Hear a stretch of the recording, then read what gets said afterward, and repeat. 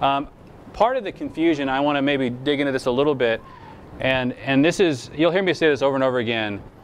There's no right day to do the Sabbath on, in my opinion, for a Christian, particularly for a Gentile believer. There's no legalism at all. You don't have to do this. You don't have to do this on a certain day. You don't have to do this at all.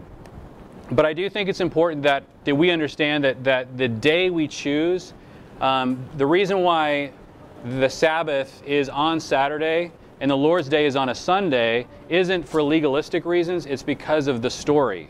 And so the reason why the Lord's Day occurs on a Sunday is because in the story, Jesus rose from the dead and the recreation began on a Sunday, the first day of the week, the day that God said, let there be light. That's the day, that's the Lord's Day.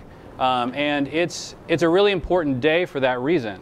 And so but it tells a different story. You guys know in the Story Form Life we talk about how the story, a Hebrew story goes, beginning, middle, new beginning, right? And so the beginning was when God said, let there be light on Sunday, and the new beginning was when Jesus rose from the dead on a Sunday. And so in the early church, and this is why this is confusing, Sunday was a work day. It was the first day of the week. So you got up on Sunday morning, everybody went to work.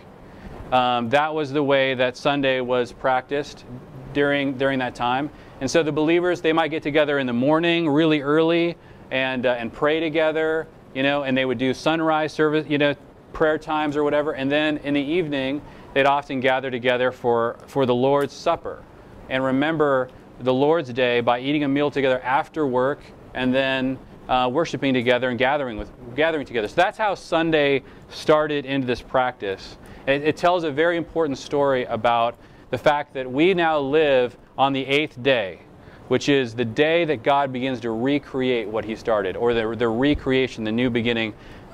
So Sunday is the first day of the week. Shabbat is the 7th day of the week. Now, literally in Hebrew, Shabbat is the word they use for Saturday. And it's the 7th day because in the creation story, God rested on the 7th day. And we'll look at some of the verses.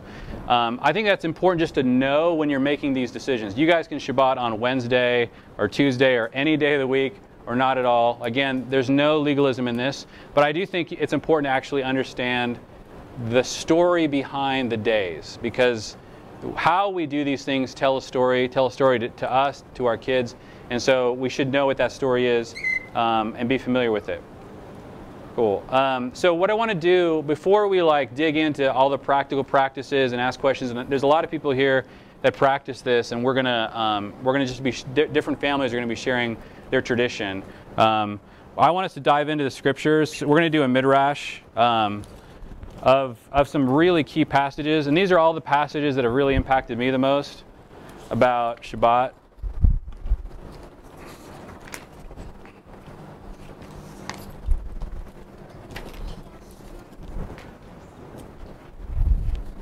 So I'm going to read these passages, and so you guys know when we do a midrash, really what I'd like you guys to do, if you have a pen, take out the pen. And as we read these passages, mark things that are really jumping out at you. And we're going to start our conversation with those things. Try to figure out, what are these passages trying to say?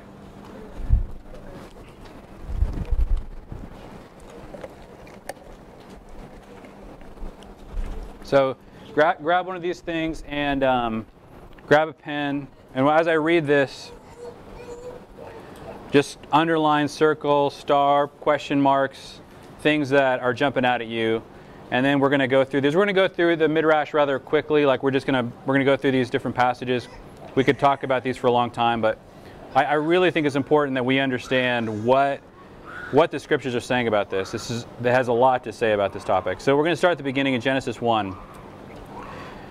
Then God looked over all He had made, and He saw that it was very good. So the creation of the heavens and the earth and everything in them was completed. On the 7th day, God had finished His work of creation. So He rested from all His work. And God blessed the 7th day and declared it holy, because it was the day when He rested from all His work of creation. The next time this is really mentioned is in Exodus 16 about the manna coming down. It says, "The Lord asked Moses, 'How long will these people refuse to obey my commands and instructions?' They must realize that the Sabbath is the Lord's gift to you. That is why he gives you a 2-day supply on the 6th day. So there will be enough for 2 days. On the Sabbath day you must stay in your place. Do not go out to pick up food on the 7th day." This is even before the giving of the 10 Commandments. God says this to the Israelites. Okay, and then there are 2 places in the Torah where the 10 Commandments are given in the 4th command. One is in Exodus 20 and the other is in Deuteronomy 5. Rabbis have spent the last 5 millennia comparing these two, so I think it's important, like trying to figure out the differences. So in Exodus 20 it says, "Remember to observe the Sabbath day by keeping it holy. For in 6 days the Lord made the heavens, the earth, the sea, and everything in them, but on the 7th day he rested. That is why the Lord blessed the Sabbath day and set it apart as holy." And then Deuteronomy 5, he says, "Observe the Sabbath day by keeping it holy, as the Lord your God has commanded you. You have 6 days each week to do your ordinary work. But the 7th day is a Sabbath day of rest dedicated to the Lord your God. On that day no one in your household may do any work. This includes you, your sons and daughters, your male and female servants, your oxen and donkeys and other livestock, and any foreigners living among you. All your male and female servants must rest as you do. Remember that you were once slaves in Egypt, but the Lord your God brought you out with his strong hand and powerful arm. That is why the Lord your God has commanded you to rest on the Sabbath day." Then I've got some smattering of different parts of the Torah that talk about the Sabbath. It says, "Tell the people of Israel, be careful to keep my Sabbath day, for the Sabbath is a sign of the covenant between me and you from generation to generation. It is given so you may know that I am the Lord who makes you holy. You must keep the Sabbath day, for it is a holy day to you. Anyone who desecrates it must be put to death. Anyone who works on that day will be cut off from the community. The people of Israel must keep the Sabbath day by observing it from generation to generation. This is a covenant obligation for all time. You must not even light a fire in any of your homes on the Sabbath." And then later in Isaiah 58, Isaiah prophetically writes, "You will be known as a rebuilder of walls and a restorer of homes. Keep the Sabbath day holy. Don't pursue your own interests on that day, but enjoy the Sabbath and speak of it with delight as the Lord's holy day. Honor the Sabbath in everything you do on that day, and don't follow your own desires or talk idly. Then the Lord will be your delight." The verse that really got me to practice the Sabbath was in Mark 2. The context of this is Jesus is in a bunch of grain fields, and the disciples are walking through it, and it's the Sabbath, and they're plucking the heads of grain off of the stalks and eating them, and sort of rubbing them in their hands and popping them in their mouth.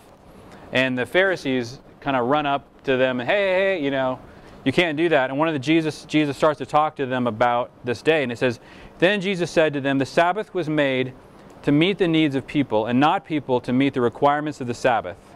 So the Son of Man is Lord even over the Sabbath." And then the only time that the Sabbath is really mentioned in the epistles is when in Colossians 2, Paul writes, "So don't let anyone condemn you for what you eat or drink, or for not celebrating certain holy days, or new moon ceremonies, or Sabbaths. For these rules are only shadows of the reality yet to come, and Christ himself is that reality." So I want to have just a discussion with you guys and see what sort of stuff jumped out to you. We're going to go, like I said, a little bit fast through these, but starting with these first couple of passages, what stood out to you guys about the Sabbath?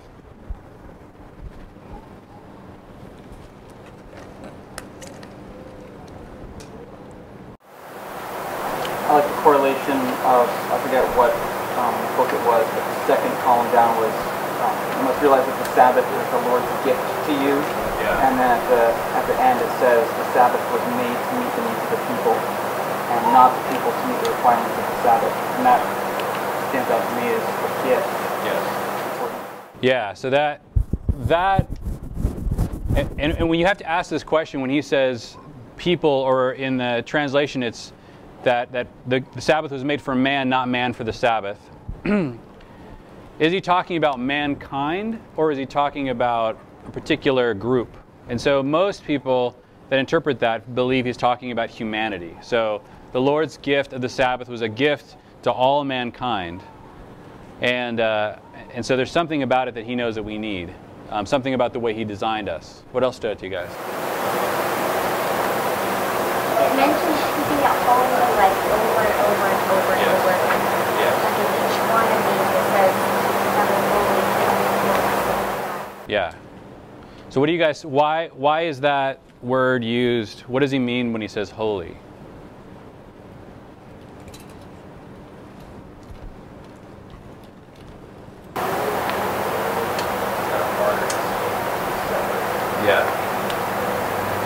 Yeah, so it's supposed to be distinct or set apart. So there needs to be like a sort of a jarring, like, whoa, this day is different, you know? So to keep it holy, because sometimes I think we might believe it's talking about, like, you know, purifying it with some holy water or something mystical, and it's really very simple. It's not a mystical idea. That's not the way they would have read it. The way that they would have read it is there needs to be something that just really overtly causes you to say, oh, this day is different. And that's the reason why the command to keep it holy is the reason why a Sabbath dinner was so important to the Jews. Even though it's not laid out here, there's no like, hey, start off by having a dinner, lighting candles, like use different, you know, plates or whatever. All of that was an effort to simply make the day different, to create a clear delineation for your children and for you that, oh, it started now. So it's really hard to keep it holy if you're like, did it start? What time did it start? Did it start like an hour ago, or is it going to start next hour? Everybody's confused, and it's really difficult to set it apart. And so the practice of a Sabbath meal is primarily because of the command to keep it holy. And the way that the days were separated in the Jewish calendar is the next day starts at sundown. It doesn't start in the morning or at midnight the way it does in our calendar or in our time. So there's actually rabbinical calendars that, you know, and if you don't have one, the way the Jews do this is they look when the third star appears in the sky, you know, if it's a clear day, then that's the beginning of the next day. So the days are not mechanical the way that our days are. They're really based on more rhythms of nature. And so Sabbath days in the summer in Israel don't start until pretty late, you know. Could be like 8, 9, 10 o'clock at night. And in the winter they start really early, you know, like at 5 or whatever, because it gets dark a lot earlier. So that's actually described in Nehemiah, where Nehemiah talks about how the Sabbath days starts in the evening, just because I think that's confusing a lot of times for people.